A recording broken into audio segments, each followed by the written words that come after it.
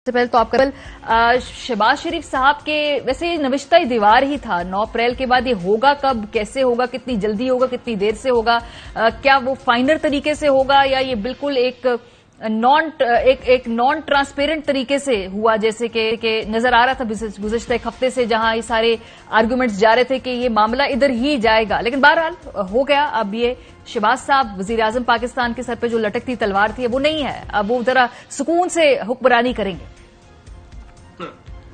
देखिए, पहली बात तो यह है कि एक तमांचा है पाकिस्तान के अवाम के मुंह के ऊपर, जो कि निज़ाम इंसाफ ने एक बार फिर लगाया है। और इसका जो असल मामला यही है कि ये जब हुकूमत नो कॉन्फिडेंस मूव जिस दिन पास हुई, उसके 48 घंटे के अंदर ही इस केस के ऊपर कार्रवाई शुरू हो गई। 48 घंटे के अंदर जो रिजवान साहब थे मरहूम, जो FIA के चंद बहुत ही कॉम्पिटेंट ऑफिसर्स में शामिल थे, उनको हटा दिया गया। इन्वेस्टिगेशन टीम तब्दील कर दी गई।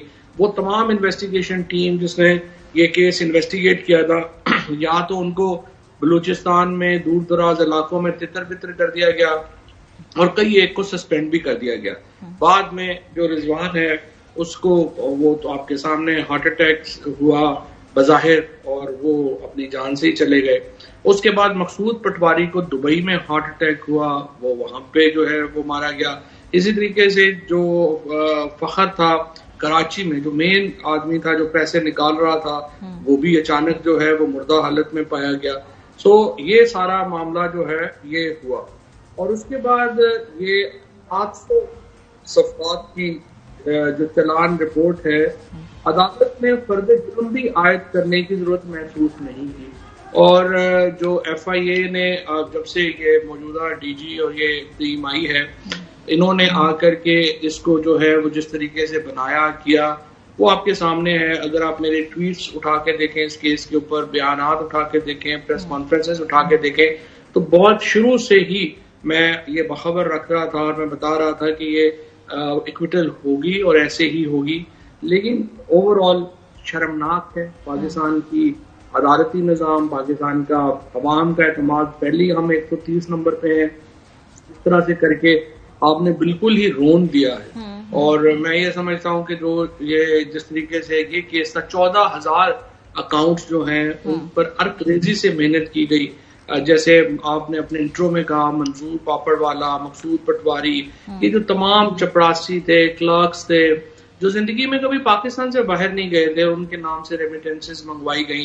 ये 24 अरब रुपया पाकिस्तान के अवाम का पैसा था। और पाकिस्तान के अवाम एक तरफ तो सैलाब ज़दगान के लिए पूरी दुनिया से एक रुपया, $1 इकट्ठा कर रहे हैं, दूसरी तरफ एक खानदान को हमने 24 अरब रुपया आज माफ कर दिया। इससे पहले इवनफील्ड अपार्टमेंट्स के केस में मरियम नवाज को जिस तरीके से रिलीफ मिली, ये तमाम वाकयात पाकिस्तान के अवाम को बहुत के लिए बड़े डिस्करेजिंग है। और आई वुड से कि इससे पाकिस्तान के अमूमी जो मोराल है अवाम का, उसके ऊपर बड़ा बुरा असर पड़ा है। और पता ये चला है कि अगर आप ताकतवर हों तो फिर कोई प्रॉब्लम ही नहीं है। पाकिस्तान में रूल ऑफ लॉ एग्जिस्ट ही नहीं करता। अदालती निज़ाम मुकम्मल तौर पर बैठ गया है, प्रोसिक्यूशन बैठ गई है, और जितनी इसकी मजम्मत की जाए, जिस तरीके से ये हुआ, उतना ही कम। देखिए, ये तो इदारे जो हुकूमत हो उसके कब्जे में होते हैं, चाहे जितना भी ये क्लेम किया जाए कि भाई ये इंडिपेंडेंट इदारे हैं, अपने तय काम करते हैं, ऐसा नहीं हुआ करता। चाहे कोई भी सियासी हुकूमत हो, पीपल्स पार्टी, PMLN, PTI, जिसकी हुकूमत, ये इदारे उसके।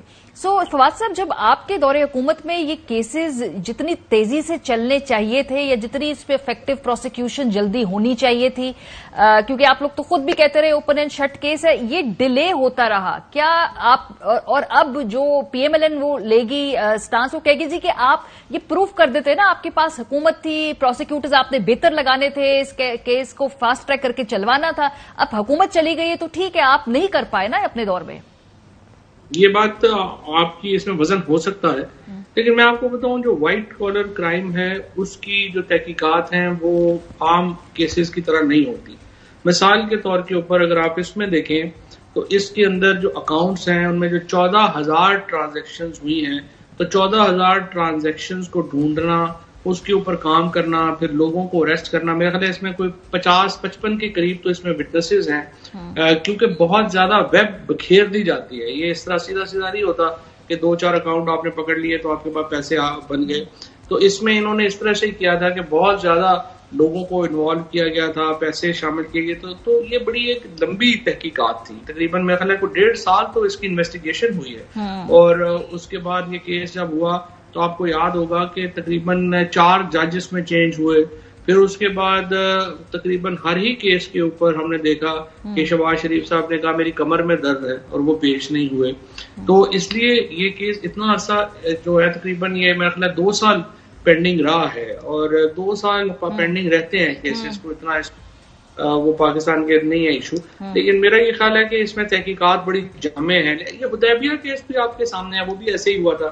हुदैबिया केस बिल्कुल ओपन एंड शट केस था, लेकिन सिर्फ सियासी वजूहात की बिना के ऊपर उसको बंद कर दिया गया, और वो अब तक उसके ऊपर जो है वो नहीं खोला गया। सो ये आई वुड से कि दूसरा बहुत बड़ा एक अदालती रिलीफ जो है वो शरीफ साहबान को जो है वो मिला। उनको तो मिलते रहते हैं, लेकिन ये अनफॉर्चुनेट है। मेरे ख्याल में इससे अवाम का जो कॉन्फिडेंस है वो बड़ा शदीद मजरूह होगा। फवाद साहब, एक तो ऑब्वियसली आपने जो कानूनी पहलू बताया कि भाई इन्वेस्टिगेशन होती है, रमजान शुगर मिल वो पहला केस था, बाकायदा जो पीटीआई की ओनरशिप थी, आप लोग कहते थे कि जी ये एक बहुत बड़ा स्कैंडल है और शहबाज साहब इससे तो बच के नहीं जा सकते। बहरहाल सबसे पहले उसी में बरी हुए हैं, लेकिन क्या ये खाली कानूनी उस पे नुक्तों पे ही इक्तफा था, या इसका कोई सियासी एंगल और सियासी पहलू भी था? क्या कोई सियासी रुकावटें भी थी, कोई और मसले थे भी थी कि ये अब तक जो इनको सजाएं नहीं हुई इसमें? जितना केस इफेक्टिवली आप प्रोसिक्यूट करके आगे चल, क्योंकि खान साहब भी काफी दफा अपनी बेबसी का इजहार करते रहे। आज भी इनफैक्ट अगर मैं आपको सुनवाऊं, उन्होंने ये बात की है लाहौर में जर्नलिस्ट से मिलकर। उन्होंने बतौर वजीर आजम तमाम कामों की जिम्मेदारी मेरी थी, असल ताकत किसी और के पास थी। सो वो कहते जी जो मैं करना भी चाहता था नहीं कर पाया। बड़े क्लियरली वो कह रहे हैं कि जी बेबस वजीर आजम थे वो, और यही उनका सबसे बड़ा चैलेंज था। आज एडमिट किया खान साहब ने। देखिए सही है, वो बात भी सही है। उसमें हमारे पास जो हमारे यहाँ एस्टैब्लिशमेंट का रोल बहुत बड़ा हुआ है, और वो तो हम कई दफा बात कर चुके हैं कि उसके रिफॉर्म की जरूरत है। लेकिन यहाँ तो जस्टिस सिस्टम रिफॉर्म के ऊपर तो जो है, और फिर जो हमारा नैब का जो रिफॉर्म था, उसमें मुझे लगता है हमें अपनी भी गलतियां जो हैं वो हमें माननी चाहिए, और हमें अपनी भी गलतियों के ऊपर जो है वो बात करनी चाहिए कि जो जस्टिस सिस्टम रिफॉर्म हमें लाने चाहिए थे। और मैं आपको ये बात बता सकता हूँ कि इमरान खान ने कोई कैबिनेट मीटिंग नहीं थी जिसमें ईवीएम के ऊपर, जो कि इलेक्टोरल रिफॉर्म्स का जो उनके आइडियाज थे, और जस्टिस सिस्टम रिफॉर्म के ऊपर उन्होंने बात ना की। अनफॉर्चुनेटली हमारी जो लॉ मिनिस्ट्री थी उसने कोई इस पे उतनी तवज्जो नहीं दी जितनी देनी चाहिए थी। लेकिन ये केस मैं आपको बताऊं, ये एक्सेप्शन है, इसका कोई ताल्लुक नहीं है उससे लॉ रिफॉर्म वगैरह से। एक ओवरऑल उसका इम्पैक्ट जरूर है। ये मुकदमा तो इसका कोई कानूनी पहलू नहीं है, ये तो खालिस्तान सियासी मुकदमे के तौर के ऊपर इसमें इक्विटल हुई है। इसमें अगर कानून के ऊपर जाए सवाल ही पैदा नहीं होता शहबाज शरीफ और हमजा शहबाज जो है वो कम से कम 10-10 साल जेल में ना जाए, क्योंकि इनकी जो मनी लॉन्ड्रिंग का केस है वो ओपन एंड शट है। इसकी कोई देखे ना केसेस किस तरह से जाली बनते हैं कि आप किसी बंदे को पकड़ लेते हैं, उसको आप मारते हैं। जैसे अभी आप शहबाज गिल को अरेस्ट किया गया, कहा गया जी इसको मार के फलाना बयान दे दो। अगर वो बयान दे दे, आपने उसके ऊपर लोग पकड़ लिए, वो एक टॉर्चर से आपने ले लिया या जो भी कर लिया। लेकिन यहाँ पे तो आपका कोई इस तरह का गवाही नहीं है, डॉक्यूमेंट्स हैं। ये पैसे यहाँ से आए, यहाँ से इस अकाउंट में गए, इस अकाउंट से बाहर गए, बाहर से फलाने बंदे ने टीटी लगवाई, वो पैसे जो है वो आपके वापस आ गए। तो ये तो बिल्कुल एक डॉक्यूमेंट्री एविडेंस है ना, इसमें वो ओरल तो है ही नहीं। ये तो है ही नहीं कि मुझे पकड़ के मार लेंगे और कहेंगे कि गलत है, अभी अपना गवाही दे दो या कुछ कर लो।